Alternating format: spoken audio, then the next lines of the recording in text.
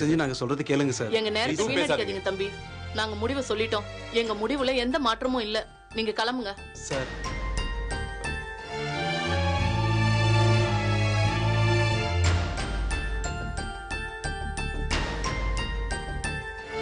அவங்க ஒத்துக்கல.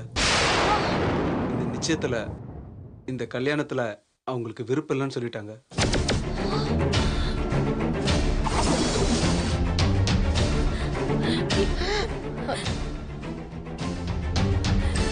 மச்சான், நாம எல்லாம் கிளம்பிடலாம். சித்தப்பா போலாமா? போலாம்பா. டேய் பழனி, நான் போய் அவங்க கிட்ட பேசுறேன்டா.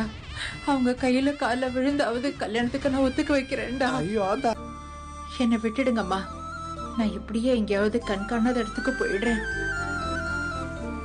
என் புள்ள பழனி நிச்சயத்துக்கு எடுத்தவனுங்க இருக்கிற இடத்துக்கு நான் வரல.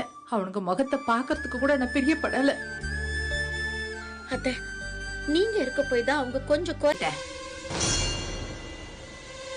உங்களுக்கு என்னடா, கோமதி புருஷனை அவமானப்படுத்தணும், பழி வாங்கணும், அதானே உங்க நோக்கம்? அதுக்காக நீங்க எந்த எல்லைக்கு வேணாலும் போவீங்களா? ஏத்தா அவனே சோத்துக்கு தடிக்கிறதுக்கம் போட்டுக்கிட்டு இருக்கான். இதுல ஒன்ன வேற வச்சு அவன் காப்பாத்துவானா? ஏத்தா நீ வேற உலகம் புரியாம பேசிட்டு இருக்க. அத்தை ஏன் மன வலியில இருக்காங்க? யாருக்கு பயம்? எங்க அப்பாக்கள யாரும் பார்த்தும் பயம் கிடையாது.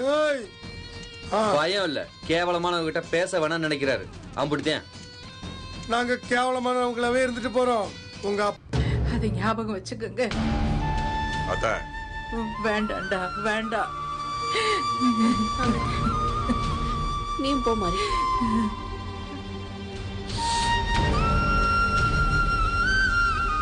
பையனுக்கு பொண்ணு பார்த்தா எங்க மூஞ்சில கரிய பூசணும்னு பார்த்தா, நாங்க அவன் மூஞ்சில கரிய பூசிட்டோம். அவ்வளவுதான் நடந்தது. நான் ஒன்னும் ஒன்னிய மாதிரி கீழ்த்தரமானவங்க கிடையாது. யோ, உன்கிட்ட பிரச்சனையா?